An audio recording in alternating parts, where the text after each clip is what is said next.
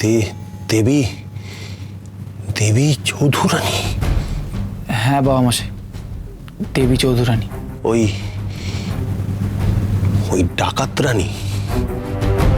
উনি হয়তো কারো কারো কাছে ডাকাত রানী, তবে উনি আমাদের বাড়ি লক্ষ্মী ফিরিয়ে দিয়েছেন যথার্থ দেবী লক্ষ্মীর মতো।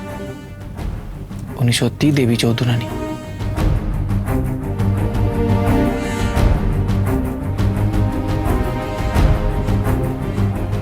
কি বলছো কি তুমি ব্রজেশ্বর? ওই ডাকাত রানী তোমাকে টাকা ধার দিয়েছেন? তুমি ওর কাছ থেকে টাকা পেলে কি করে? তিনি হয়তো আমার সমস্যাটা জানতেন, তাই কর্য হিসাবে আমাকে টাকাটা ধার দিয়েছেন।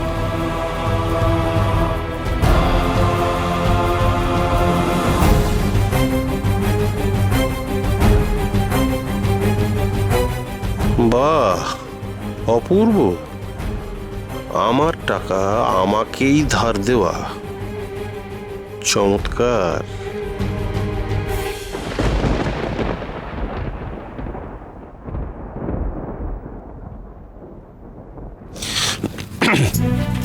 কিন্তু ব্রজেশ্বর, এটা তো বদলোকের টাকা, পাপের ধন, ডাকাতির টাকা। কিন্তু ওই টাকাই আমাদের বিপদ থেকে উদ্ধার করেছে বাবা মশাই। আপনি আবার জমিদারি করার সুযোগ পেয়েছেন ওই টাকার জোরেই। সবই সবই বুঝলাম, কিন্তু টাকাটা আপনি ফেরত দিয়ে দিন বাবা মশাই। ও ডাকাতির টাকা, ওই টাকায় কত মানুষের রক্ত লেগে আছে। ওই মহাপাপীর টাকা নিলে আপনাকেও পাপের ভাগী হতে হবে। এ আপনি কি করলেন? শেষে কিনা ডাকাত রানীর কাছে হাত পাতলেন। তুমি থামো তো। টাকা নেবো না তো কি ফাটকে যাবো? শোনো, টাকা ধার নিলে সে টাকা আর কোনো পাপ পুণ্য থাকে না। টাকার গায়ে কি লেখা থাকে এটা পাপের টাকা, এটা পুণ্যের টাকা লেখা থাকে? রানীজি বলেছেন এই টাকা পাপের টাকা নয়। পাপের টাকা হলেই বাকি, যখন সেই টাকা কোনো ভালো কাজে ব্যবহার করা হচ্ছে তখন সেই টাকা আর পাপের টাকা থাকে না। শোনো, ওই টাকার জন্যই তোমাদেরকে পথে বসতে হয়নি, তাই ওই টাকা এখন হচ্ছে পুণ্যের টাকা। তাছাড়া আজকালকার দিনে কে দান ছত্তর খুলে বসে আছে যে তোমাকে অতগুলো টাকা ধার দিত? আরে জব তপ করা টাকা কে দিচ্ছে যে ডাকাতির টাকা আমি নেবো না? বাজে বকো না তুমি, তোমাদের সবার মুরদ আমার জানা আছে।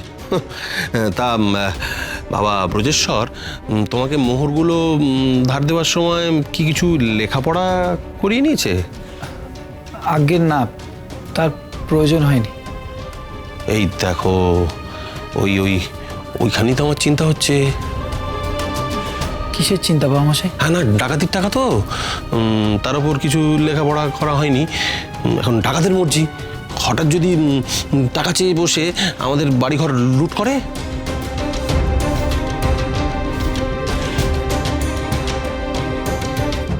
তা টাকা কবে নেবে কিছু বলেছে? মানে সুদ কত দিতে হবে? সুদের কথা হয়নি, তবে টাকা শোধ দেবার মেয়াদ হচ্ছে আগামী বৈশাখ মাসের শুক্লা সপ্তমীর চন্দ্রাস্ত পর্যন্ত।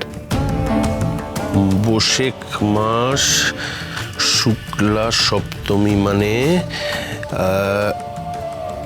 ও বাবা, তাহলে তো হাতে আর বিশেষ সময়ই নেই। না না, ঠিক আছে, ওই দিনটি যখন ঠিক করে এসছো তখন ওই দিনেই আমি টাকাটা শোধ করে দেবো। আশা করি এর মধ্যে টাকাটা জোগাড় হয়ে যাবে। আমি কিন্তু কথা দিয়ে এসেছি বাবা মশাই, ওই দিনেই আমি দেবীর হাতে টাকাটা তুলে দেবো। বেশ বেশ বেশ, তাই দিও, নিশ্চয়ই দিও। তুমি যখন কথা দিয়েছো, আমি বাপ হয়ে ব্যাটার কথার খেলাপ করি কি করে বলো? কিন্তু ব্রজেশ্বর, টাকাটা তুমি দেবে কোথায়? তার আস্তানার কোনো হদিশ কি তোমাকে দিয়েছে? না, নিশ্চয়ই নিশ্চয়ই দিয়েছে, না হলে মোহরগুলো তুমি দেবে কি করে?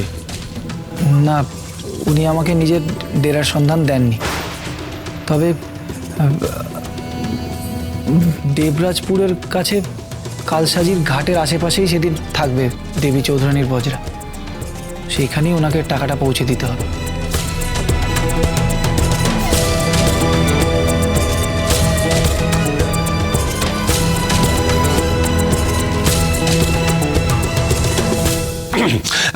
বেশ, তাহলে টাকাটা নয় ওখানেই পৌঁছে দেওয়া যাবে।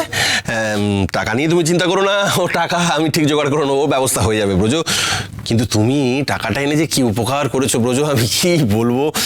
এই দেখো, মাঝরাতে তোমার কাঁচা ঘুম ভাঙিয়ে দিয়েছি, তুমি নিশ্চয়ই পথশ্রমে খুব ক্লান্ত ব্রজ, তুমি শুয়ে পড়ো, বিশ্রাম নাও। হ্যাঁ, টাকাটা ওই দিন না পৌঁছাতে পারলে কিন্তু আমার কথার খেলাফ হবে বাবা মশাই।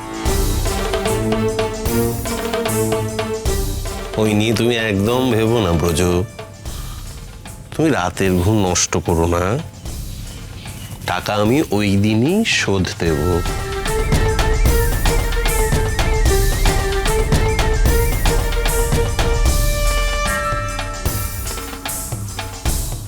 কচু দেব, কচু, পরের ধনে পদ্মারি, ও টাকা আমি হজম করে নেব। বাবা ঠাকুর, দেশ মায়ের কালিমা লিপ্ত মূর্তি ত্যাগ করে আমরা কবে এই স্বর্ণ মূর্তি দেখতে পাবো? যেদিন মায়ের সব সন্তান দেশ মাকে মা বলে ডাকবে, মায়ের জন্য সর্বস্ব পণ করতে পারবে, সেদিন মা প্রসন্ন হবেন। আপনি হঠাৎ আজ এখানে এক মা কি ছিলেন, কি আছেন আর কি হবেন, এই তিন রূপ দেখালেন কেন বাবা ঠাকুর? কারণ কালের নিয়মে বার্ধক্য মাথাচাড়া দিয়ে উঠেছে আমার শরীরে।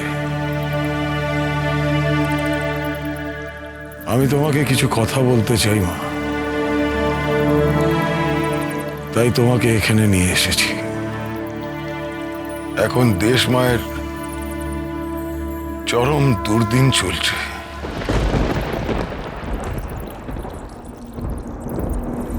এর থেকে এখনো মুক্তি মেলেনি। পরাধীনতার নাগপাশ ক্রমশ শক্ত হচ্ছে। এর থেকে আমাদের মুক্তি চাই, চাই দেশ মায়ের শৃঙ্খল মোচন। এই কঠিন কাজের দায়িত্ব আমি তোমার কাঁধে দিয়েছি মা। তোমাকেই ফিরিয়ে আনতে হবে মায়ের এই উজ্জ্বল রূপ। তুমি পারবে তো মা এই দেশের মানুষের দুঃখ দুর্দশা দূর করতে? পারবো। আমি তো একা নই, দেশের শতকোটি সন্তান আমার পাশে থাকবে, তাদের সামনে থাকবো আমি।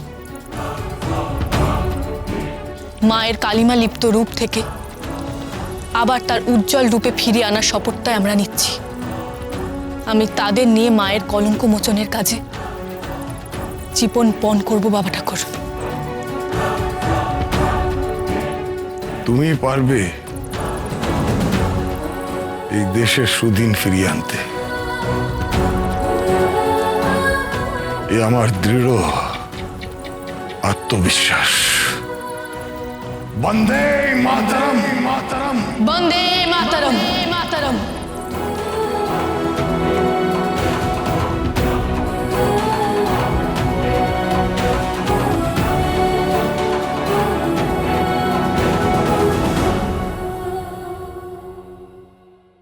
হঠাৎ তোমার মনে এত সংশয়, এত দ্বিধা জাগলো কেন?